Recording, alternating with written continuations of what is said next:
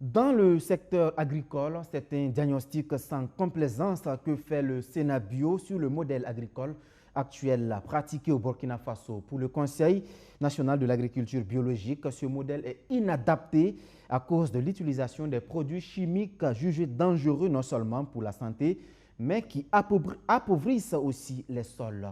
Et comme alternative, l'organisation propose de mettre l'agriculture biologique au cœur de la politique agricole du gouvernement.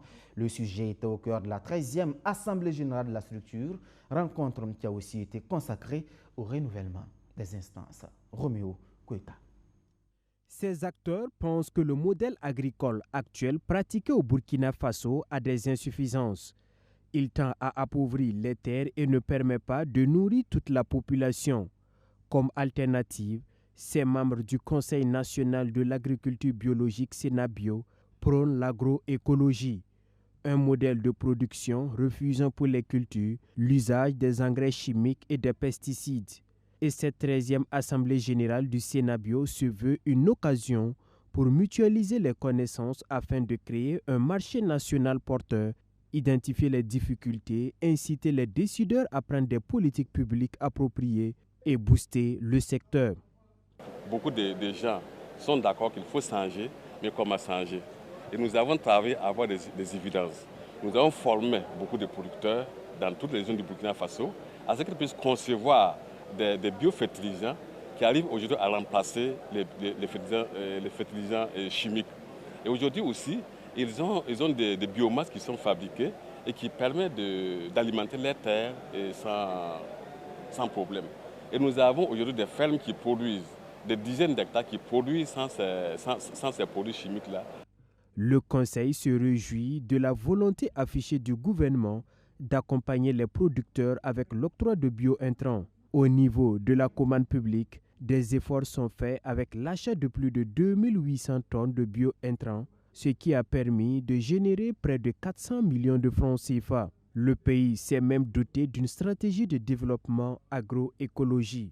Les collègues de l'agroécologie ont pu recevoir des commandes à près de 400 millions de francs CFA. Vous savez, c'était le produit chimique qui était toujours commandé, mais le gouvernement a décidé de donner une partie de la commande là à nos acteurs qui ont pu livrer des tonnes à hauteur de 400 millions de francs CFA. Donc c'est déjà un signe qu'à quelque part les communautés produisent et sont conscients et que l'État aussi pense pouvoir les aider.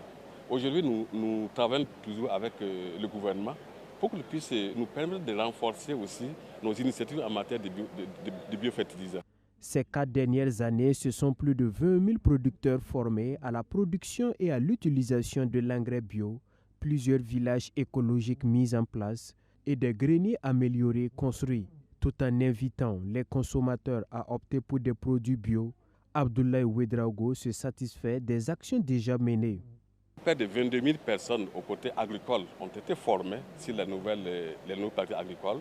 Ils sont en transition agroécologique et même près de 3 000 aujourd'hui sont carrément orientés vers l'agroécologie. Et nous avons près de 52 fermes qui sont certifiées et aujourd'hui qui nous produisent et qui est naturel. À l'issue des échanges, les membres du Sénat Bio ont procédé au renouvellement de l'instance dirigeante. Et c'est Sayouba Bonkungu qui est porté à la tête du Conseil national de l'agriculture biologique pour un mandat de 3 ans renouvelable.